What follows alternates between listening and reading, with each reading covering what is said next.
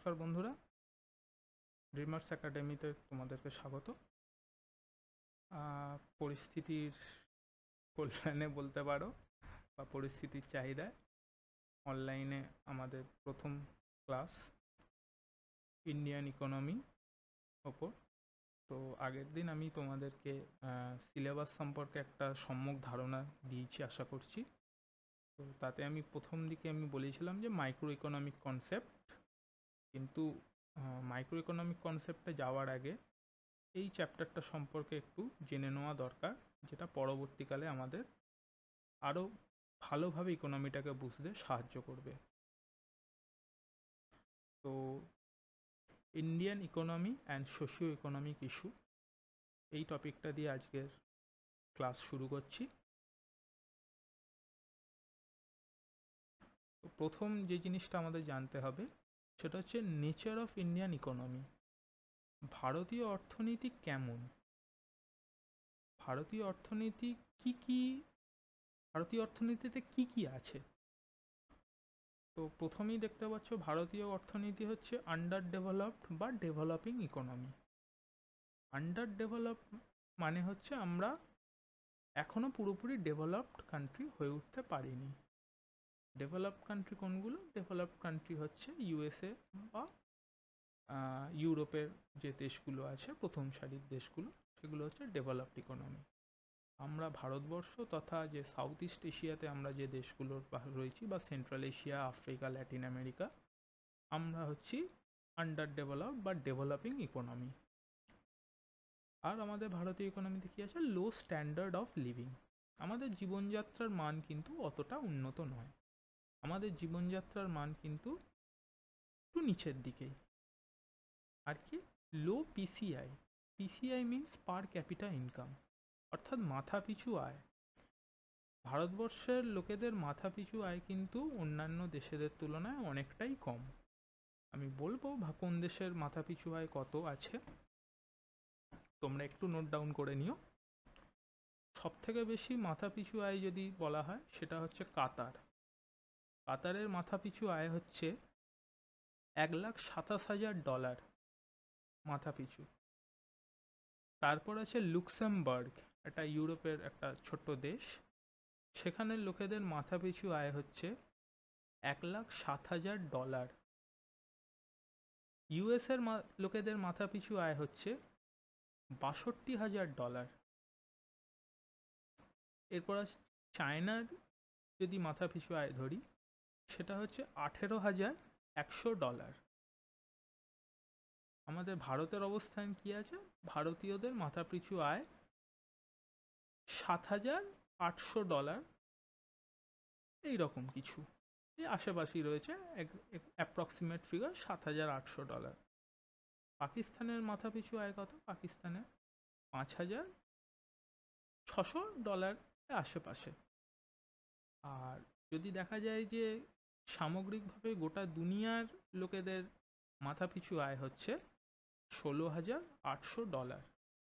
তো দেখতে পাচ্ছ গোটা দুনিয়ার মাথা পিছু ডলারের থেকেও আমাদের দেশের মাথা পিছু আয় কিন্তু বেশ খানিকটা কম। তো এরপর কি আছে? স্কারসিটি ইন ক্যাপিটাল, অর্থাৎ ভারতবর্ষের অর্থনীতিতে সবসময় একটা কিন্তু অর্থের সংকট রয়েইছে, সেটা আগেও ছিল, এখনও আছে। আর কি আছে ভারতীয় অর্থনীতিতে? আছে বেকারত্ব, আনএমপ্লয়মেন্ট, গরিবি, পভার্টি। আর কি আছে? ইনইকুয়ালিটিস, অসাম্য, অর্থাৎ একজন ব্যক্তি বহু সম্পদের অধিকারী আর একজন তার প্রায় কিছু নেই বললেই চলে। আর কি আছে? আমাদের ভারতীয় অর্থনীতি হচ্ছে এগ্রিকালচারাল ডমিনেন্ট, অর্থাৎ কৃষি প্রধান অর্থনীতি। আমাদের ভারতবর্ষের গ্রোথ অফ পপুলেশন কিন্তু অন্যান্য দেশের তুলনায় কিন্তু অনেকটাই বেশি। ইনফ্যাক্ট এশিয়ার মধ্যে সব থেকে বেশি কিন্তু এই মুহূর্তে ভারতবর্ষই। ভারতবর্ষেরও ওপরে আছে কিছু আফ্রিকার কিছু ছোট দেশ আছে, তাদের গ্রোথ রেট কিন্তু অনেকটাই। আর কি? ভারতীয় অর্থনীতি হচ্ছে ডুয়ালিস্টিক ইকোনমি। এর মানে হচ্ছে যে ভারতের যে প্রাচীন যে শিল্প আর যে আধুনিক যে শিল্প, তার মধ্যে একটা বিরাট ফারাক রয়ে গেছে। আর কি? Low quality of life. Low quality of life মানে হচ্ছে জীবনযাত্রার জন্য যে বেসিক জিনিসগুলো আমাদের দেয়, যে মৌলিক যে জিনিসগুলো, যেমন জল, হাওয়া, এগুলো কিন্তু খুবই লো কোয়ালিটি। দেখে থাকবে যে পলিউশনের জন্য রোজই নিউজ পেপারে কিছু না কিছু আসতো শীতকাল হলেই, যে ধোঁয়াশা, কুয়াশা। তো এবং জল তো জানোই, ভারতবর্ষে এমন বহু জায়গা আছে যেখানে এখনও আর্সেনিক মুক্ত পানীয় জল পৌঁছয় না। জীবনযাত্রার মান সেখানে খুবই কম। তো এই মোটামুটি আমাদের ভারতীয় অর্থনীতির ধরন, নেচার অফ ইন্ডিয়ান ইকোনমি। এখানে আছে ট্রিকল ডাউন থিওরি। এবার কথা হচ্ছে, what is trickle down theory? Trickle down theory হচ্ছে যে সমাজের ওপরতলার কোনো ব্যক্তির যদি আমি উন্নতি সাধন করি, এটা একটা হাইপোথিসিস। একজন ইকোনমিক্স এই জিনিসটা ব্যাখ্যা করেছেন। তো ব্যাখ্যাটা হচ্ছে এরকম, যে সমাজের উপরতলার কোনো মানুষকে যদি তার জীবনযাত্রার মান, তার বেকারত্ব, তার গরিবি যদি আমরা দূর করি, সেই ব্যক্তিটি তার নিচ পদস্থ বা তার নিচে থাকা আরও দুজনের জীবনকে সেইভাবে সে উন্নতি লাভ করাবে, সেই দুজন আরও দুজনকে উন্নতি করাবে। এই করে করে সমাজের একদম নিম্ন স্তর পর্যন্ত উন্নতিটাকে পাঠানো যাবে, ডেভেলপমেন্ট প্রসেসটা সমাজের শেষ পর্যন্ত পৌঁছানো যাবে। তো সেটাই ডেফিনেশন আকারে দেওয়া আছে। It is state that benefits of economic growth percolates down automatically to the lowest strata of society. ঠিক আছে? তো এই হচ্ছে ট্রিকল ডাউন থিওরি। আরও ভালোভাবে বোঝাতে গেলে, ট্রিকল ডাউন হচ্ছে কোনো রেস্টুরেন্টে গেলে যদি কোনো দিন দেখো যে যেখানে যে ককটেল বা শরবতের যে কাউন্টারগুলো হয়, সেখানে দেখবে যে অনেক সময় করে কি, নিচে 5টা গ্লাস, তার ওপর 4টে গ্লাস, তার ওপর 3টে, তার ওপর 2টো, তার ওপর একটা, এরকমভাবে গ্লাস সাজিয়ে একটা পিরামিড আকৃতি বানানো হয়। তো সেই ওপরে থাকা একটা গ্লাসকে প্রথমে শরবত দিয়ে ভর্তি করা হয়, সেটা চুঁইয়ে তার নিচের 2টো গ্লাস ভর্তি হয়, সেটা চুঁইয়ে তার নিচের 3টে গ্লাস, এরকমভাবে শেষ পর্যন্ত সবকটা গ্লাস পূর্ণ হয়। তো এই জিনিসটাকে মাথার মধ্যে রাখো, এটাই হচ্ছে ট্রিপল ডাউন থিওরি। তো এইভাবে ইকোনমিক গ্রোথটাকে সমাজের নিচের অবধি পৌঁছতে হবে। এরপর কি আছে? কুগনেট হাইপোথিসিস। কুগনেট হাইপোথিসিস হচ্ছে একটা মতবাদ, যেটা ইকোনমিক্স কুক, যার নামে কুগনেট, তিনি দিয়েছেন। তো তিনি কি বলেছেন, দেখো একটা গ্রাফ দেখতে পাচ্ছ, এই গ্রাফে এক্স অ্যাক্সিস যেটা, সেটা হচ্ছে রিয়েল পার ক্যাপিটা ইনকাম, আর ওয়াই অ্যাক্সিসে হচ্ছে ইনইকুয়ালিটি, অসাম্য। তো এখানে কি বলা হচ্ছে, যে যদি ট্যাক্স, করের পরিমাণ যদি বাড়ে, তাহলে ডেভেলপমেন্ট এক্সপেন্ডিচারও বাড়বে। ট্রিকল ডাউনে কী বলা হচ্ছে, যে যদি ডেভেলপমেন্ট এক্সপেন্ডিচার বাড়ে, তাহলে গ্রোথ বাড়ছে, গ্রোথ বাড়লে কি হবে, আনএমপ্লয়মেন্ট, পভার্টি, এগুলো সব কমে যাবে বা দূর করা সম্ভব হবে। এটা একটা মতবাদ, এটা কিন্তু সর্বত্র কিন্তু এটা স্বীকার্য নয়, বা সর্বত্র যে এই জিনিসটাই দেখা গেছে তা কিন্তু নয়, এটা একটা মতবাদ।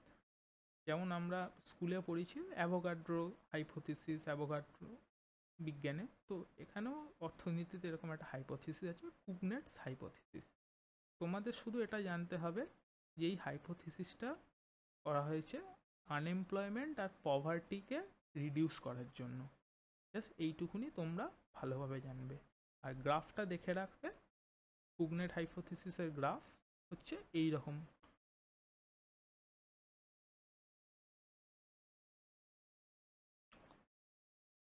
এবার যেটা তোমাদের সামনে রয়েছে সেটা হচ্ছে GDP contribution and employment contribution. আচ্ছা, এই চ্যাপ্টারে পড়ানোর সময় এমন বহু কিছু টার্ম তোমরা জানবে যেগুলো হয়তো তোমরা বুঝতে পারবে না, যেমন জিডিপি বা এছাড়াও আরও এরপরে অনেকগুলো টার্ম আসবে, তো সেটা নিয়ে ভয় পাওয়ার কিছু নেই। যখন ওই চ্যাপ্টারগুলো আমি পড়াবো তখন ওই টার্মগুলো তোমরা সব বুঝতে পেরে যাবে। বাট এখন বুঝতে পারছো না বলে আমি যত সম্ভব আমি এতে বোঝানোর চেষ্টা করব, কিন্তু এখন এই জিনিসটা নিয়ে বেশি ভাবনা চিন্তা করবে না, যেটুকুনি তোমাদের এখন বোঝাচ্ছি সেইটা মন দিয়ে বুঝে নাও। পরে এই টার্মগুলো যখন নিয়ে আমি ডিসকাস করব তখন তোমাদের যা যা ডাউট থাকবে আমি সব ক্লিয়ার করব। তো কী হচ্ছে জিডিপি কন্ট্রিবিউশন আর এমপ্লয়মেন্ট কন্ট্রিবিউশন।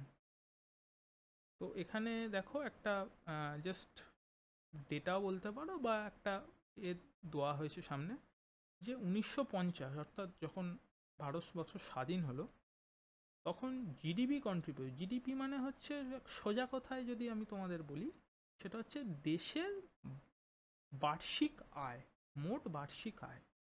একটা দেশের টোটাল, যেমন একটা ফ্যামিলিতে একটা টোটাল ইনকাম তো আছে, তেমন দেশেরও একটা টোটাল ইনকাম আছে একটা এক বছরে। তো সেই জিনিসটা হচ্ছে জিডিপি হিসেবে বলে। যখন কনসেপ্টে যাব তখন আরও ক্লিয়ারলি বলে দেবো, এখন এটুকুনি জেনে রাখো। তো 1950 সালে এগ্রিকালচার সেক্টর কিন্তু ভারতের নাম্বার ওয়ান ছিল। 60% জিডিপিতে কন্ট্রিবিউট করতো এগ্রিকালচার। তারপর এই 22% কন্ট্রিবিউট করতো সার্ভিস সেক্টর, এবং 18% কন্ট্রিবিউট করতো ইন্ডাস্ট্রি। কিন্তু এখন 2018-19 এসে অর্থবর্ষে দেখা গেছে যে এখন দেশের জিডিপিতে সব থেকে বেশি কন্ট্রিবিউট করে সার্ভিস সেক্টর, প্রায় মোর দ্যান 50%। এরপরে যে কন্ট্রিবিউশনটা আসে সেটা আসে ইন্ডাস্ট্রি থেকে, নিয়ার অ্যাবাউট 27-28%। আর সব থেকে কম কন্ট্রিবিউট করে এগ্রিকালচার, 15-16% নিয়ার। তো পার্সেন্ট অতটা মনে রাখার প্রয়োজন নেই, জাস্ট সিকোয়েন্সটা মনে রাখো, আগে কি সিকোয়েন্স ছিল এখন কি সিকোয়েন্স আছে। তো জিডিপির যদি এই কন্ট্রিবিউশন হয়, তো এমপ্লয়মেন্ট জেনারেট করছে তাহলে কোন সেক্টরে এমপ্লয়মেন্ট সব থেকে বেশি, মানুষজন কাজ করছে কোন সেক্টরে। তো 1950 সালে এগ্রিকালচারে সব থেকে বেশি মানুষ কাজ করত, 75%। ভারতবর্ষের 75% লোক কৃষিকাজের সাথে যুক্ত ছিল। তারপরে সার্ভিস সেক্টর আর ইন্ডাস্ট্রি সেক্টর তুলনামূলকভাবে প্রায় সমান, 13%-12% লোক এই সেক্টরগুলোর সাথে যুক্ত ছিল 1950-এ। এখন হয়েছে, এখনও এগ্রিকালচারে সব থেকে বেশি মানুষ কাজ করছে। লক্ষ্য করে দেখো, জিডিপি কন্ট্রিবিউশন কিন্তু এখন এগ্রিকালচার সব থেকে কম, অথচ লোকজন কাজ করছে এগ্রিকালচার সেক্টরে সব থেকে বেশি, যেটা ভারতীয় অর্থনীতির একটা প্রধান সমস্যা। এখনও প্রায় দেশের 50% লোক কৃষিকাজের সাথে যুক্ত। তারপরেই আসছে সার্ভিস সেক্টর। সার্ভিস সেক্টরের সাথে যুক্ত নিয়ার অ্যাবাউট 27-28% লোক, অথচ দেখো সার্ভিস সেক্টরের জিডিপি কন্ট্রিবিউশন সব থেকে বেশি। তেমনই ইন্ডাস্ট্রিতেও 24-25% লোক ইন্ডাস্ট্রিতে কাজ করছে। তো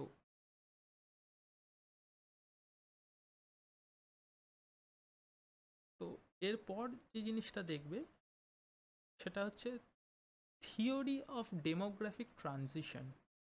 এটা তোমরা যারা ভূগোলে একটু বিশদভাবে পড়ো বা পড়তে চাও তারা এটা ভূগোলেও পেয়ে যাবে। যে তো এখানে আমরা অত ডেপথে পড়বো না, জাস্ট একটা ব্রিফ আইডিয়া যে ডেমোগ্রাফিক ট্রানজিশন কি। দেখো, ম্যালথুস বলে একজন অষ্টদশ শতাব্দীর একজন, কি বলবো, একজন খুব বড় দার্শনিক বলতে পারো, ফিলোসফার বা বৈজ্ঞানিকও বলতে পারো, বা জিওগ্রাফার, ইকোনমিস্ট, যাই বলো। তিনি একটা থিওরি দিয়েছিলেন পপুলেশনের সাথে বর্তমানে ইকোনমি কীরকম একটা সম্পর্ক তৈরি হবে। তো তিনি কি বলেছিলেন, পপুলেশন গ্রোথ হবে জিওমেট্রিক্যাল প্রোগ্রেশনে। অর্থাৎ 2 জন, 4 জন, 8 জন, 16 জন, এই অর্ডারে। আর জনসংখ্যা যত বাড়বে, আমাদের যে খাদ্যের যে চাহিদা, খাদ্যের যে উৎপাদন, সেটা কি হারে বাড়বে? তিনি বলেছেন খাদ্যের উৎপাদন বাড়বে অ্যারিথমেটিক্যাল প্রোগ্রেশন, অর্থাৎ 2, 3, 4, 5, 6 এইভাবে।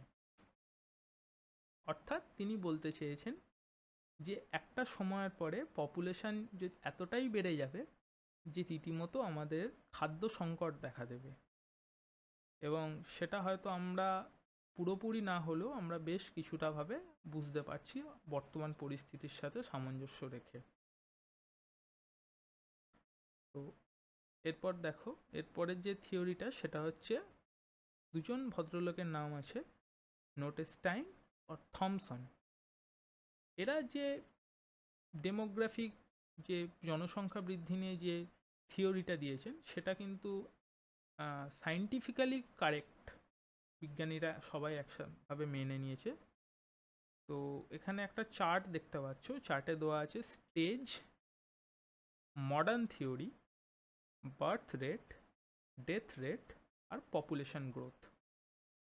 তো স্টেজ 1, এই স্টেজ 1, 2, 3 এখানে 3টে স্টেজ দেখছো, আর মডার্ন থিওরির যেটা রয়েছে ওখানে 5টা স্টেজ আছে। তো স্টেজ 1, 2, 3 এটা নোটেস্টিন আর থমসন এরা সাজেস্ট করে গিয়েছিল। মডার্ন থিওরিতে নানা দেশের বিজ্ঞানীরা এই জিনিসটাকে, এই 3টে স্টেজকে আরও 2টো স্টেজে ভাগ করেছেন, করে টোটাল 5টা স্টেজে এটাকে ব্যাখ্যা করেছে।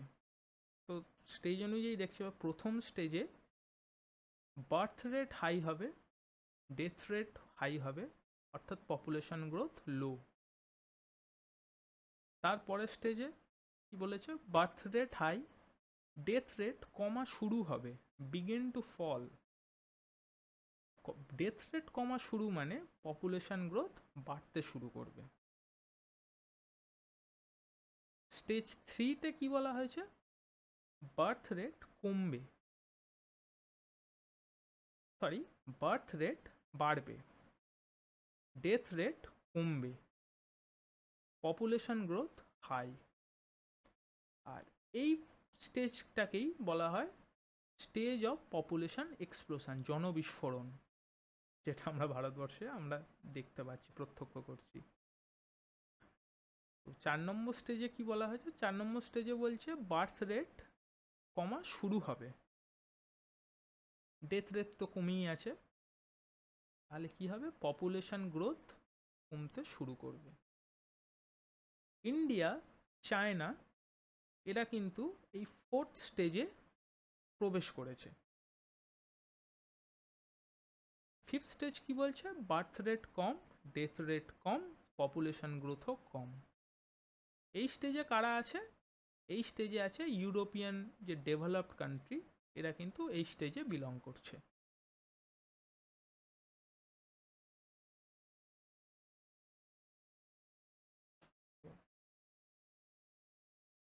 ভারতীয় ইকোনমিকে, অর্থনীতিকে আরেকভাবে বলা যায় প্রোগ্রেসিভ ইকোনমি। প্রোগ্রেসিভ ইকোনমি মানে কি, since 1991 growth of India more than 7% and world average is near about 3%. 3, তো এটা one of the fastest growing economy হিসাবে চিহ্নিত হয়েছে 2018-তে। আমি 2000 এই কারণেই আমি বলছি, কারণ 2019 থেকে প্যান্ডেমিক এবং বিভিন্ন কারণ,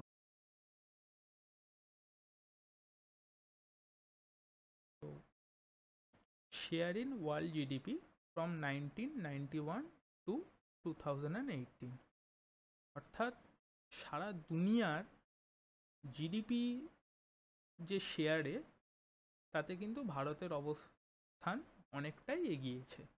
অর্থাৎ ভারতের জিডিপি গ্র্যাজুয়ালি 1991-এ আমাদের সারা বিশ্বেতে আমাদের যা স্থান ছিল তার তুলনায় 2018-এ আমাদের স্থান অনেক উপরে উঠেছে। আর কি আছে, increasing in share of world trade, বাণিজ্যে আমাদের শেয়ার কিন্তু অনেকটাই বেড়েছে। ওয়ার্ল্ড ইনভেস্টমেন্টও বৃদ্ধি পেয়েছে। ফরেক্স রিজার্ভে এখন আমরা প্রথম 5টা কান্ট্রির মধ্যে বিলং করি। Size of economy in terms of PPP ডলারে আমরা তৃতীয় স্থানে আছি সারা দুনিয়ার মধ্যে। আমাদের আগে আছে চায়না এবং ইউএসএ। আর মার্কেট এক্সচেঞ্জ রেট, তাতে আমাদের ভারতীয় ইকোনমি কিন্তু 6 নম্বরে আছে।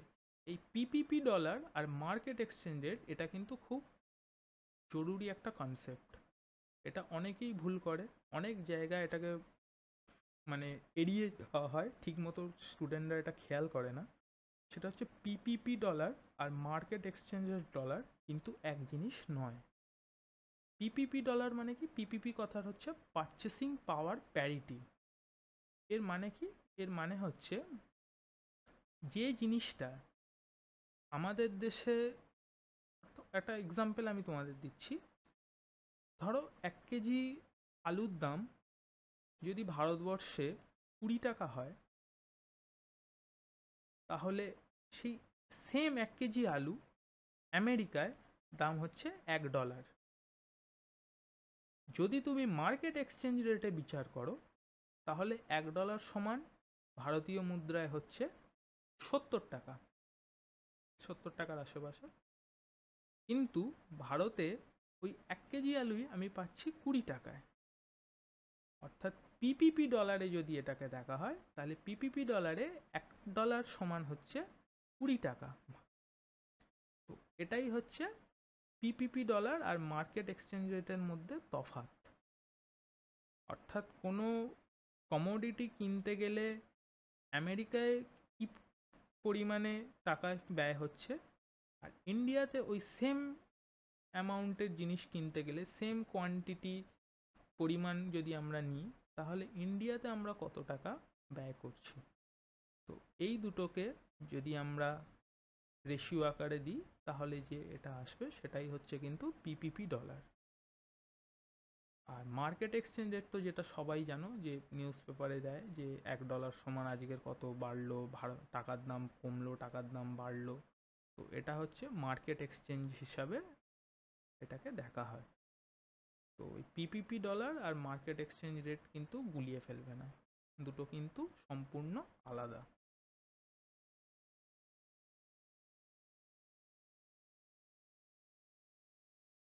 এরপর যেটা দেখবে সেটা হচ্ছে টাইপ অফ ইকোনমিক সিস্টেম। আমরা নিউজ পেপারে বা অন্যান্য যে কোনো আর্টিকেলে, খবরের চ্যানেলে বারবার শুনি এই কথাগুলো, যে ক্যাপিটালিস্ট, সোশিয়ালিস্ট, মিক্সড ইকোনমি আর কমিউনিস্ট।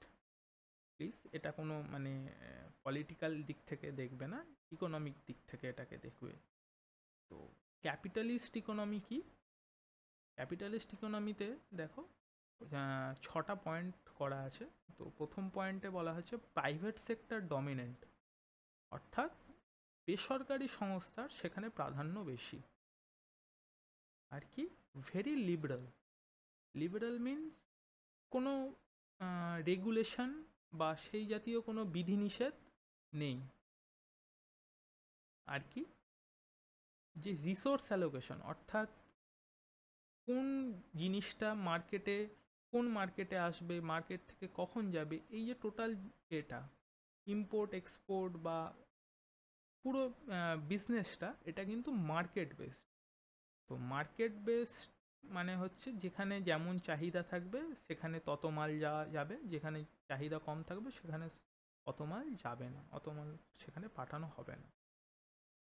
ক্যাপিটালিস্ট ইকোনমির আর একটা কি মোটিভ হচ্ছে কিন্তু প্রফিট। এখানে কিন্তু লাভটাই হচ্ছে প্রধান কথা। আর কি আছে ক্যাপিটালিস্ট ইকোনমিতে?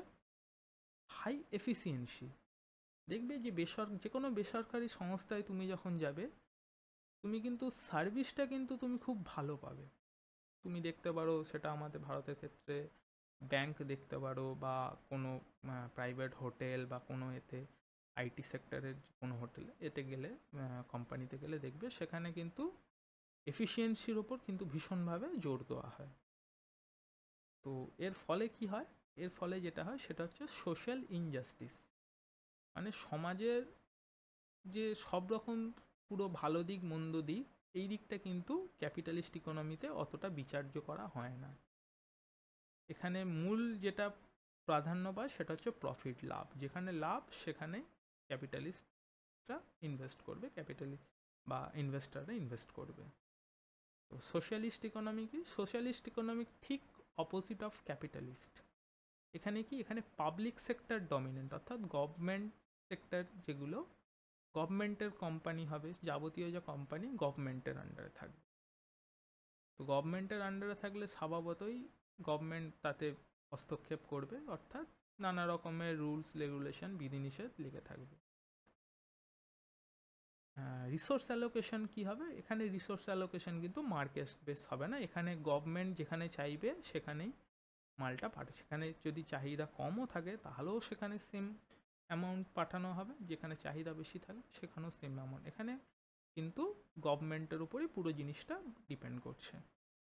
তো মোটিভ কি এই ইকোনমির? এই মোটিভ হচ্ছে সোশ্যাল ওয়েলফেয়ার, অর্থাৎ সমাজের উন্নতি সাধন। এটাই কিন্তু এই ইকোনমির মূল উদ্দেশ্য। কিন্তু এতে যে সব থেকে যে বড় যে সমস্যা সেটা হচ্ছে লো এফিসিয়েন্সি। আজ তুমি দেখতে পাবে যে ব্যাংকে, কোনো সরকারি ব্যাংকে গেলে পরিষেবা আমরা খুব একটা ভালো পাই না, বা যে রেল দেখবে, ভারতীয় রেল এত করেও কিন্তু খুব একটা লাভজনক নয়। তার ভারতীয় রেলের যে কাজকর্ম সেগুলো খুবই কম। বিশেষ করে বিএসএনএল টেলিকম সেক্টরে দেখবে এদের এফিসিয়েন্সি কিন্তু খুবই কম বলে আজ কিন্তু কোম্পানিগুলোর এইরকম অবস্থায় দাঁড়িয়েছে। তো সোশ্যালিস্ট ইকোনমির মূল উদ্দেশ্য কি? সোশ্যাল জাস্টিস, সামাজিক ন্যায় এর মূল উদ্দেশ্য। এরপরেরটা হচ্ছে মিক্সড ইকোনমি। ভারতীয় ইকোনমি কিন্তু মিক্সড ইকোনমি। ভারত 1950 সালেই 1949 ঘোষণা করে দিয়েছিল জওহরলাল নেহরু, আমরা মিক্সড ইকোনমি ফলো করব। এতে কি আছে দেখো, ফিচার্স অফ বোথ, দুরকম ইকোনমিরই প্রভাব দেখবে। গভর্নমেন্ট ইন্টারভেনশন এখানে কিন্তু খুব বেশি নয়, কিন্তু আছে। মার্কেট মেকানিজমেও কিন্তু দুরকমেরই প্রভাব পাবে। রিসোর্স মার্কেট বেসড হবে, গভর্নমেন্ট প্ল্যানও পাবে। মোটিভ কি? মোটিভ দুটোই, অর্থাৎ প্রফিট, সোশ্যাল ওয়েলফেয়ার দুটোই দেখা। এর ফলে কি হয়? এর ফলে কিন্তু দুটোই কিন্তু কম্প্রোমাইজড হয়। কোনো জিনিসটাই কিন্তু আমরা পুরো দমে পুরো 100% পাই না। আমরা এফিসিয়েন্সিও পুরো দমে পাই না, এবং সোশ্যাল জাস্টিসও পুরোভাবে হয় না, অর্থাৎ দুটোই কম্প্রোমাইজড হয়। এরপর যে ইকোনমি সেটা হচ্ছে কমিউনিস্ট। কমিউনিস্ট ইকোনমি হচ্ছে সোশিয়ালিস্ট ইকোনমির একদম এক্সট্রিম ফর্ম। মানে সেখানে মানে প্রাইভেটের কোনো অস্তিত্বই থাকবে না, প্রাইভেট বলে কিছু থাকবে না। তো এর মূল উদ্দেশ্য কি? এর মূল উদ্দেশ্য হচ্ছে ক্লাসলেস সোসাইটি বা ইকুয়াল সোসাইটি, মানে অর্থাৎ সমাজে যে কজন থাকবে তারা সবাই সমান হবে, কেউ গরিব হবে না, কেউ বড়লোক হবে না, কেউ ধনী বলে কিচ্ছু থাকবে না, ক্লাসলেস সোসাইটি, ইকুয়াল সোসাইটি। তো এই হচ্ছে চারটে ইকোনমির বেসিক ডিফারেন্স। এরপরে আমরা যেটা দেখব সেটা হচ্ছে ভারতের কি পলিসি থেকেছে, পলিসি অফ ইন্ডিয়া। ভারতবর্ষে ইকোনমির কি পলিসি ফলো করেছে। তো দেখো এখানে দেওয়া আছে stage 1 pre reform phase 1947 to 1991। তো প্রি রিফর্ম ফেজে কি হয়েছে? আচ্ছা বলে দিই রিফর্ম কথাটা কেন ইউজ হয়েছে। কারণ 1991-এ ভারতীয় ইকোনমি, ভারতীয় অর্থনীতিতে একটা বিরাট বড় পরিবর্তন ঘটেছিল। বলতে পারো এটা একটা রেভলিউশন ছিল ভারতীয়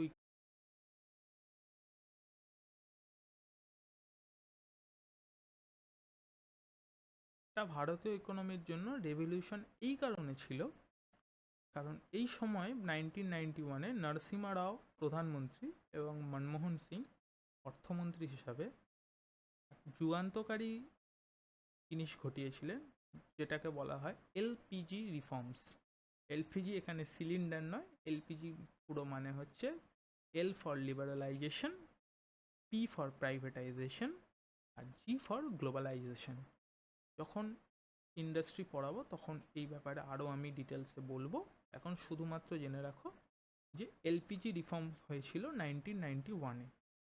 তার আগে পর্যন্ত ভারতীয় ইকোনমির কি পলিসি, গভর্নমেন্ট যা পলিসি নিত তাতে কি দাঁড়াতো, তাতে দেখা গিয়েছিল এফিসিয়েন্সি ভারতীয় যে সংস্থা বা যে কোনো এর অর্থনীতির এফিসিয়েন্সি কিন্তু খুবই কম ছিল। কেন কম ছিল? কারণ তার আগে পর্যন্ত সরকার সমস্ত ব্যাপারে বিধিনিষেধ আরোপ করে রেখেছিল, নানা রকমের নিয়ম আইন সব তৈরি করে রেখেছিল, যেটা ভারতীয় অর্থনীতিকে সেইভাবে বাড়তে দিচ্ছিল না, ভারতীয় অর্থনীতির উন্নতিতে বাধা সৃষ্টি করছিল।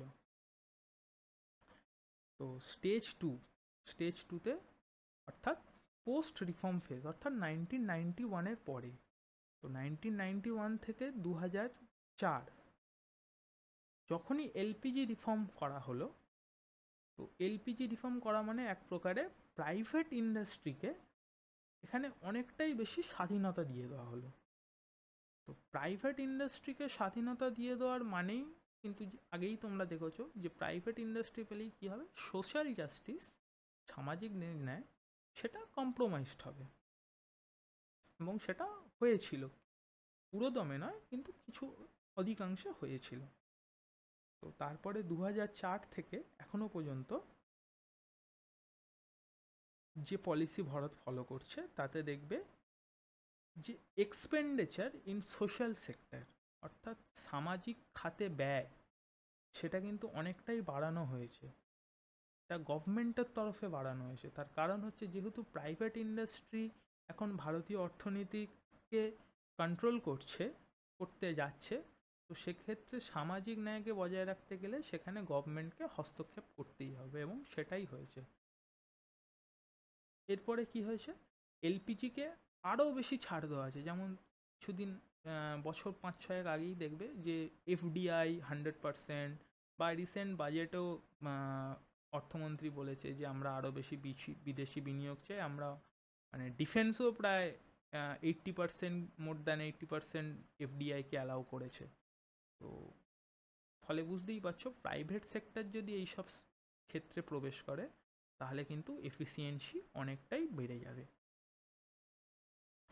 তো দেখো যেটা আমি তলায় লেখা রয়েছে, India declare itself mixed economy after the independence, and India allow it's economy as a market oriented economy after 1991 LPG reforms. Market oriented economy মানেই বুঝতে পারছো যে প্রাইভেট সেক্টর সেখানে এন্ট্রি নিয়েছে, প্রাইভেট সেক্টর সেখানে প্রাধান্য লাভ করছে। প্রাইভেট সেক্টর প্রাধান্য লাভ করলেই কি হবে, যে রিসোর্স অ্যালোকেশনটা পুরো মার্কেট বেসড রিসোর্স অ্যালোকেশন হবে।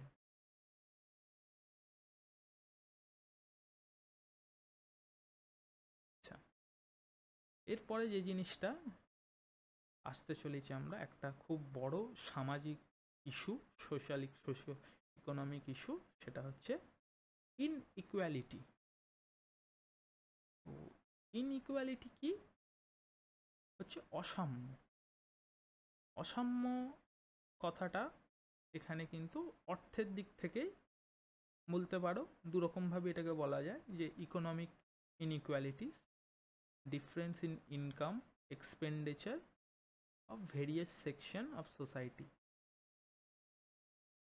আর একটা কি অসাম্য আছে, আর একটা অসাম্য হতে পারে due to caste, race, gender, region, language, এর বেসিসে যদি কোনো ডিফারেন্স করা হয়। তো প্রথমটা হচ্ছে ইকোনমিক ইনইকুয়ালিটিস, আর দ্বিতীয়টা হচ্ছে সোশ্যাল ইনইকুয়ালিটিস। তো আমরা মূলত যেটা জানবো সেটা হচ্ছে ইকোনমিক ইনইকুয়ালিটিস। তো ইনইকুয়ালিটিসকে কী করে মেজার করা হয়, দেখো এখানে একটা চার্ট করা আছে, যে পপুলেশন আর কিউমুলেটিভ ইনকাম। তো এখানে কি বলা হচ্ছে, যে ভারতের পুওরেস্ট মানে সব থেকে গরিব 20% লোকের হাতে ভারতের টোটাল যা অর্থ আছে তার 8% মাত্র 20% গরিবদের কাছে রয়েছে, এবং সবথেকে ধনী 20%-এর হাতে ভারতের অর্থের 50% রয়েছে। অর্থাৎ যে গ্যাপটা দেখতে পাচ্ছ সেটা কিন্তু খুব হিউজ, বিশাল, খুব বড় ধরনের গ্যাপ এটা। আর কিভাবে মেজার করা হয়? কুইন্টাইল রেশিও। কুইন্টাইল রেশিও কিভাবে দেখা হচ্ছে? Income of top 20% divided by income of bottom 20% করলে যে রেশিওটা আসবে সেটা হচ্ছে কুইন্টাইল রেশিও। আর কি রেশিও আছে? Palma ratio. Palma ratio same, income of top 10% by income of bottom 40%। তো এই কোয়াইন্টাইল, পারমা এরা এক একজন বড় স্ট্যাটিস্টিশিয়ান, অর্থনীতিবিদ, যারা এই এই হিসাবটা করেছিলেন, তো তাদের নাম অনুসারেই এই রেশিওগুলোর নাম দেওয়া হয়েছে। তোমাদের যেটা জানতে হবে সেটা হচ্ছে এই নামগুলো, যে পালমা রেশিও কিসের সাথে যুক্ত, কি মাপার জন্য পালমা রেশিও ইউজ করা হয়? ইনইকুয়ালিটিস। তো ইনইকুয়ালিটিসের যে ডেটা সেটা আমরা কোথা থেকে পাই? সেটা পাবলিশ করে UNDP, United Nation Development Programme. তারা হিউম্যান ডেভেলপমেন্ট রিপোর্ট পাবলিশ করে প্রতি বছর। তাতে এই সমস্ত জিনিসের ক্রম ধরে ধরে স্ট্যাটিস্টিক্স দেওয়া থাকে। যেমন 1.68 for India in HDR 2020 and quantile ratio is 5.5। অর্থাৎ 2020-তে এইচডিআর রিপোর্টে ভারতে যা ইনইকুয়ালিটিসের কি অবস্থান সেটা দেখানো হয়েছে।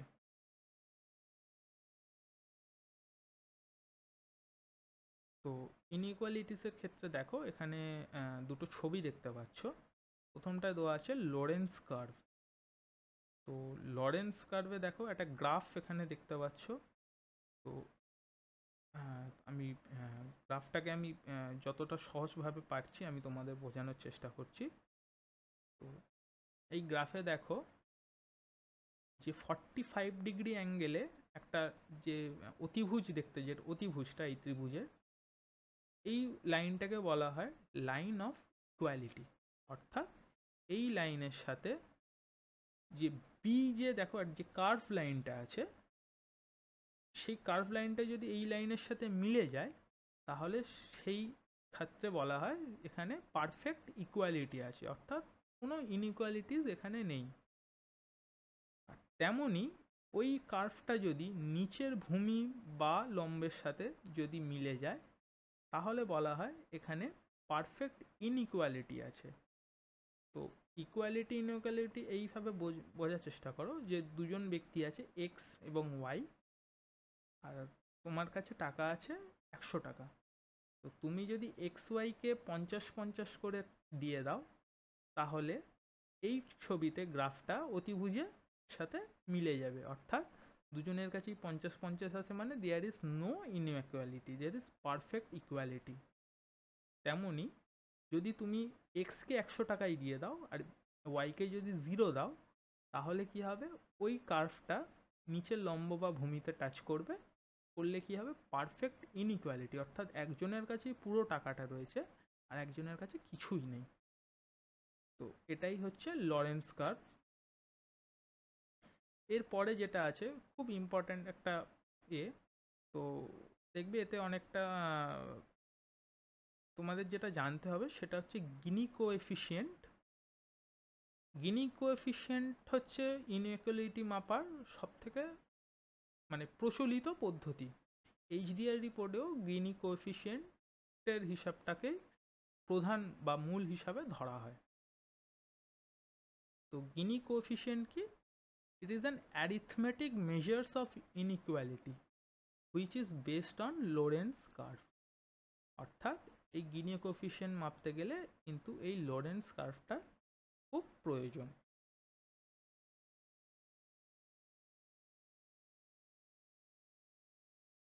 তো দেখো লোরেন্স কার্ভটাকেই ফের একবার দেখো, নিচেতে দেওয়া রয়েছে। 45 ডিগ্রি লাইন আর ওই ধনুকের মতো যে কার্ভ লাইনটা আছে তার মাঝখানের জায়গাটাকে দেখো বলছে এ, এবং ওই ধনুকের মতো লাইনের নিচের জায়গাটাকে বলা হচ্ছে বি। তো গিনি কোএফিসিয়েন্ট কিভাবে মাপা হচ্ছে? গিনি কোএফিসিয়েন্ট মাপা হচ্ছে ওই এ জায়গাটি অর্থাৎ পারফেক্ট ইকুয়ালিটি লাইন আর যে লরেন্স কার্ভের মধ্যে যে জায়গাটা রয়েছে সেটা ডিভাইডেড বাই ওই জায়গাটা প্লাস লরেন্স কার্ভের নিচে যে জায়গাটুকু রয়েছে বি সেই জায়গাটার যোগফল, অর্থাৎ মোট জায়গা আর লরেন্স কার্ভের মধ্যে থাকা ওই জায়গাটার অনুপাতকেই বলা হয় গিনি কোএফিসিয়েন্ট জি।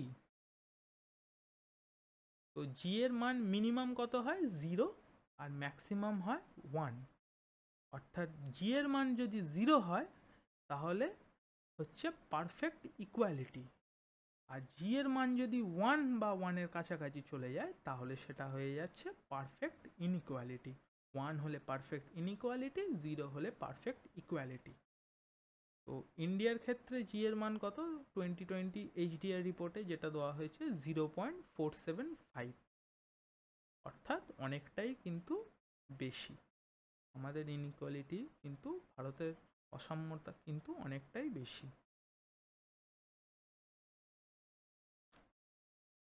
তো inequalities in terms of wealth, তো অক্সফাম ইন্টারন্যাশনাল বলে একটা বিদেশি সংস্থা, তারা একটা সার্ভে করেছিল। ওরা 2019-এ সেই সার্ভের যে রিপোর্ট এসছে তাতে তারা বলছে যে ভারতবর্ষের 1% মানুষের কাছে ভারতবর্ষের টোটাল সম্পদের 51.5% রয়েছে। নাও থিঙ্ক, ভারতবর্ষের মতো একটা 140 কোটি দেশের লোকের মাত্র 1%-এর হাতে ভারতবর্ষের টোটাল সম্পদের অর্ধেকের বেশি রয়েছে। এরপরে আরও কি বলছে তারা, বলছে যে টপ 10% রিচেস্ট ইন্ডিয়ান, অর্থাৎ ভারতের ধনীদের মধ্যে 100 মানে টপ মোস্ট 10জন 10% ধনী লোকের হাতে ভারতবর্ষের টোটাল সম্পদের 77%, মোর দ্যান 77% সম্পদ রয়েছে, অর্থাৎ 10% মানুষের হাতে ভারতের more than 3/4 total wealth belong করছে। আর কি বলছে যে ভারতের বটম 60%, অর্থাৎ পুয়ার গরিব 60% ভারতীয় টোটাল সম্পদের মাত্র 4.8%-এর অধিকারী। এটা কিন্তু খুব শকিং একটা রিপোর্ট। ওদের হিসাবে ভারতের গিনি কোএফিসিয়েন্ট জি এর মান কত এসছে 0.83, close to 1. It means the inequalities is too much high, too much. তো 1970 থেকে ভারতে কিন্তু ইনইকুয়ালিটিস ইনক্রিজড হচ্ছে, এই ট্রেন্ডটা দেখা গেছে 1970 থেকে। তো ইনইকুয়ালিটিসের কারণ কি, দেখো কতগুলো কারণ দেওয়া রয়েছে। প্রথম কি বলা হচ্ছে, difference in ownership of land and wealth, অর্থাৎ যে জমি এবং সম্পত্তির মালিকানা এটা কিন্তু সমভাবে বন্টন করা সম্ভব হয়নি। জেনে থাকবে যে ভূমি রাজস্ব, যে জমির পাট্টা বিলি বলে, সত্ত্ব বিলি বলে, এটা কিন্তু ভারতবর্ষে সেইভাবে করা সম্ভব হয়নি। একটা একটা খুব কম অংশের কাছেই ভারতবর্ষের একটা বিরাট পরিমাণ জমি কিন্তু রয়ে গেছে, এবং যার ফলে কিন্তু আজ এই অসাম্যের পরিমাণটা এতটা বেড়ে গেছে। আর কি বলা হচ্ছে, ইনস্টিটিউশন অফ প্রাইভেট প্রপার্টি, অর্থাৎ সম্পত্তির বেসরকারীকরণ বা বেসরকারি সেক্টর, প্রাইভেট সেক্টর প্রচুর পরিমাণ সম্পত্তি দখল করে রেখেছে, এবং এই রকম আইন না থাকার জন্য সেটাকে আমরা চ্যালেঞ্জও করতে পারছি না।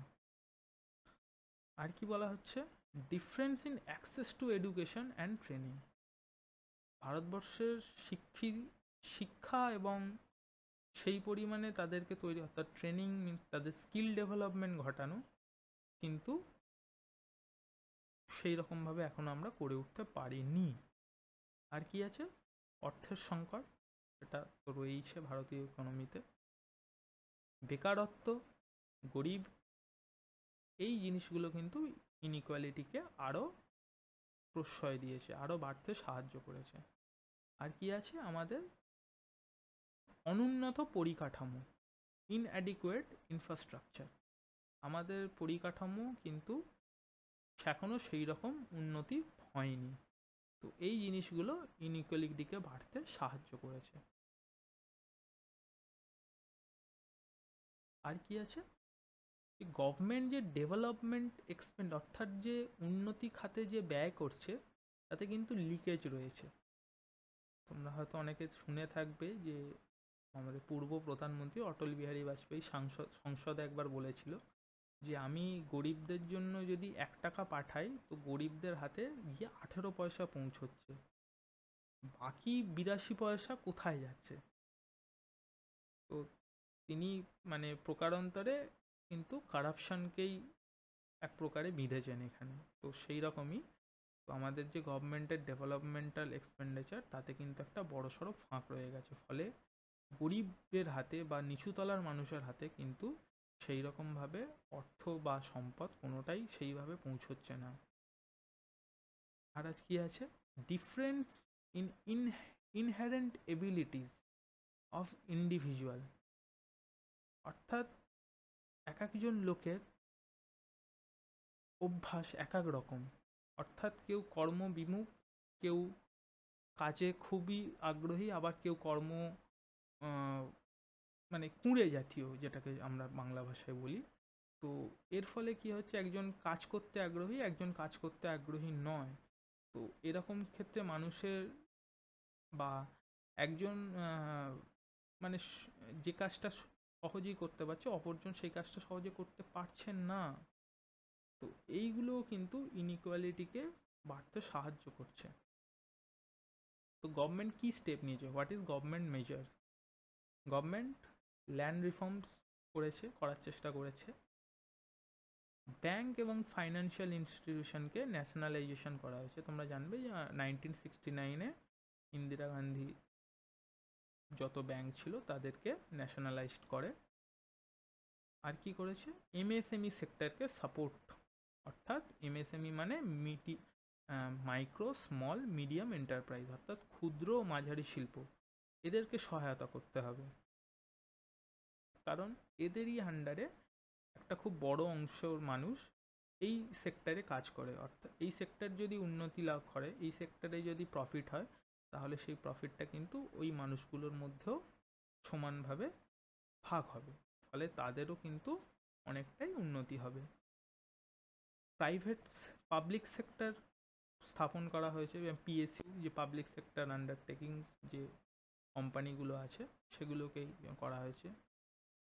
Community reservation, SC ST OBC বা সমাজের নিচুতলার মানুষ, যে পিছিয়ে পড়া লোকজন, তাদেরকে সংরক্ষণের আওতায় আনা হয়েছে।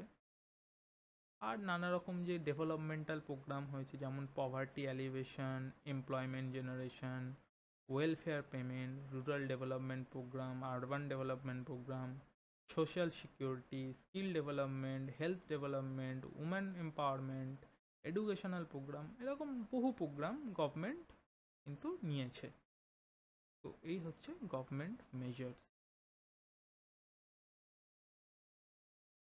তো এরপরে আমরা যেটা আসবো সেটা হচ্ছে পভার্টি, গরিবি। তো নেক্সট ক্লাসে আমি কিন্তু পভার্টি আর আনএমপ্লয়মেন্ট এই দুটো টপিক কভার করব। তো এই ক্লাসে যেটা আমরা জানলাম সেটা নিয়ে যদি কার কোনো প্রশ্ন বা কোনো বক্তব্য থেকে থাকে, তো সে ভিডিওর কমেন্ট সেকশানে কমেন্ট করতে পারে, অথবা লাইভ ইন্টারাকশান ক্লাসে যখন আমরা লাইভে আসব তো তার যা প্রশ্ন আছে সে আমাকে করতে পারে। এতে কোনো অসুবিধে নেই। যার যেখানে যেটা বুঝতে অসুবিধা হচ্ছে প্লিজ নোট ডাউন।